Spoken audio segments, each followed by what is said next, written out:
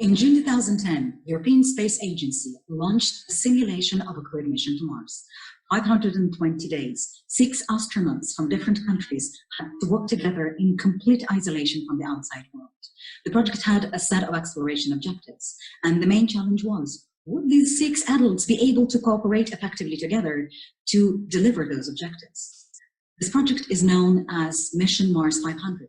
And one of the important prerequisites of its success was the use of unique team diagnostic and development tool, Sociomapping.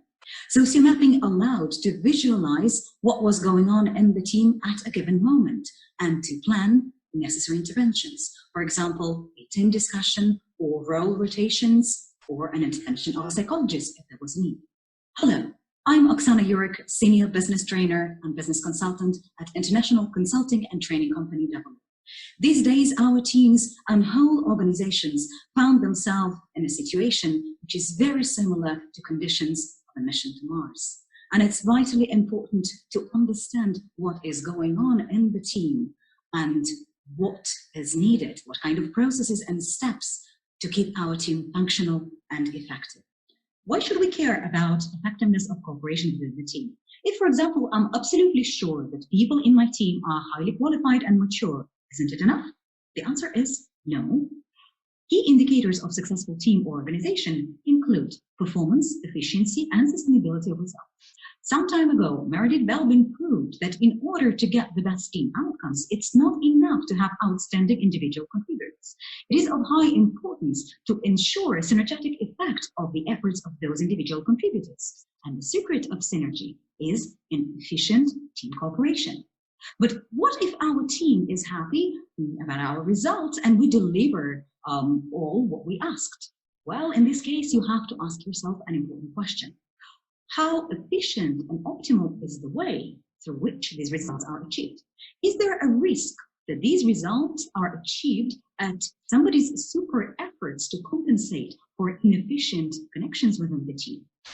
In fact, sustainability of results is achieved through optimization of efforts and cooperation, not through regular firefighting.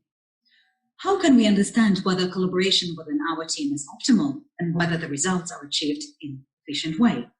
You can choose the path of individual interviews, which require considerable time investment for conducting an interpretation. You can also analyze individual and team performance indicators. Or you can use sociomapping. Sociomapping can be compared to MRI scan. It literally allows you to look inside the team in a structured and scientifically sound way and get real-time results focusing on different aspects. How does the process of sociomapping look like? How much time does it require? It's real time. You can do it at your team meeting or, say, a special workshop.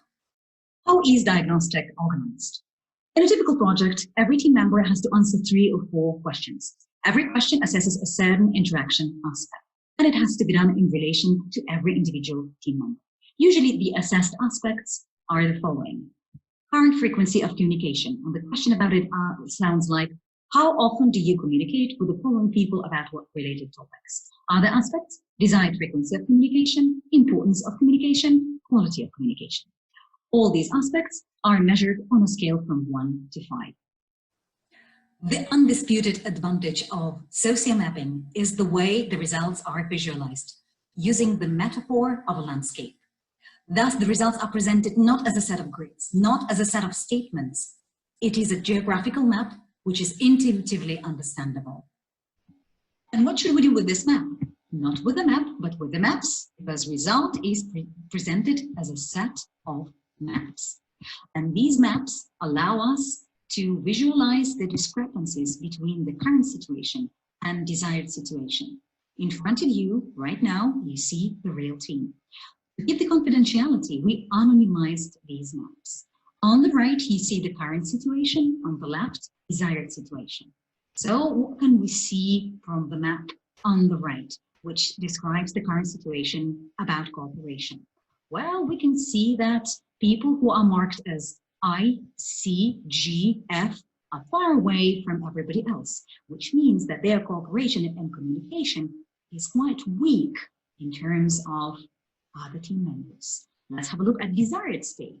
We had a team member which is marked as A, and in a desired situation, person marked as A is pushed out. So probably, most likely, this person actually abuses the communication or does not communicate effectively. And everybody else in a desired state is a bit closer. We can also have a look at the 3D version of a desired situation. Well, sociomapping allows to visualize the difference between current situation and expectations of team members, because these discrepancies create frustrations of the team members and lead to conflicts, open and hidden. Sociomaps cannot be perceived as a solution. They create the ground for starting a structured and facilitated dialogue right there at the workshop, a dialogue which provides us with a chance to get to common understanding where we want to be as a team in terms of our communication and cooperation and other aspects.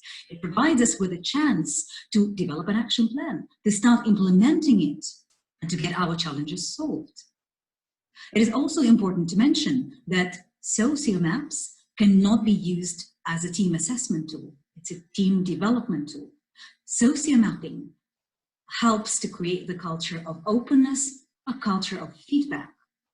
So the sociomapping allows to visualize what is going on in the team right now, to demonstrate the discrepancies between where we are now and where we want to be, to discuss whether where we want to be is actually where we need to be, to start drafting an action plan which will help us to develop further and fine-tune our communication and cooperation. Who can benefit from sociomapping? Project teams, business units, departments, top management teams, whole organizations. We can continue the list. When should sociomapping be used? In the situation of quarantine, when individual team members and the whole organizations found themselves in completely new environment. In high conflict situations, when cooperation within the team has to be discussed and improved. In agile transformations, when project teams are assembled for top management teams to become more effective and more aligned, as an alternative to 360 feedback, for assessing internal customer satisfaction. In 2019, sociomapping in cooperation with NASA helps to make a project Sirius 19 a success. It was a 120-day simulation of a crewed space mission to the moon. Sociomapping proved to be effective in the space. Already for 15 years has been helping to develop the teams on the Earth. And without shadow of a doubt, it will help you to keep the performance of your team in the times of corona crisis.